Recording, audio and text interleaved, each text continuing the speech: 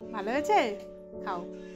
Hello everyone, আমি দিয়া চলে এসেছি নতুন একটি রেসিপি ভিডিও শেয়ার করতে। আজকে তোমাদের সঙ্গে শেয়ার করব ফিশ ফিঙ্গারের রেসিপি। তো চলো শুরু করা যাক।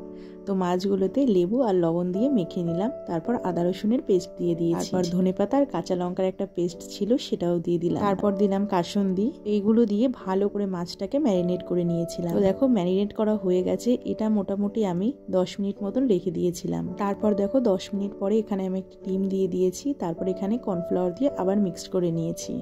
এর মধ্যে আমি একটু গোলমরিচ গুঁড়োও দিয়েছিলাম, সেটা আর আমার ক্লিপ নেওয়া হয়নি। তারপর দেখো এখানে ব্রেড ক্রাম্বস গুলো নিয়ে নিয়েছি। তো ভালো করে এতে কোটিংটা আমি করে নিচ্ছি, একদম সুন্দর করে চেপে চেপে কোটিং গুলো করে নিয়েছি। তো আমি কিছু করে নিয়েছি, তারপর ভাই বসে বসে করছিল। ভাইও এখানে বেশ কয়েকটা বানিয়ে নিল। তোমাদের তো বলাই হয়নি, এটা কিন্তু ভেটকি মাছ ছিল না, এটা ছিল পাশা মাছ। তারপর দেখো আমি এখানে তেলটাও গরম বসিয়ে দিয়েছি। তারপর এটা লো টু মিডিয়াম হিটে আমি 1 মিনিট থেকে 2 মিনিট ভেজে নিয়েছি।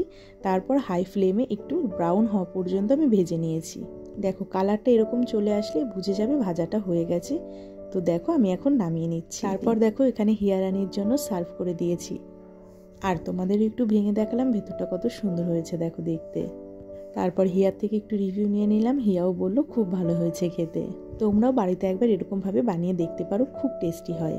তারপর আমি মায়ের জন্য দোকানেও নিয়ে গিয়েছিলাম, তারপর মাকে সার্ভ করে দিলাম। রেসিপিটি ভালো লাগলে অবশ্যই একটি লাইক কমেন্ট শেয়ার করে পাশে থেকো। আজকের জন্য এই পর্যন্তই, দেখা হচ্ছে নেক্সট ভিডিওতে। টাটা।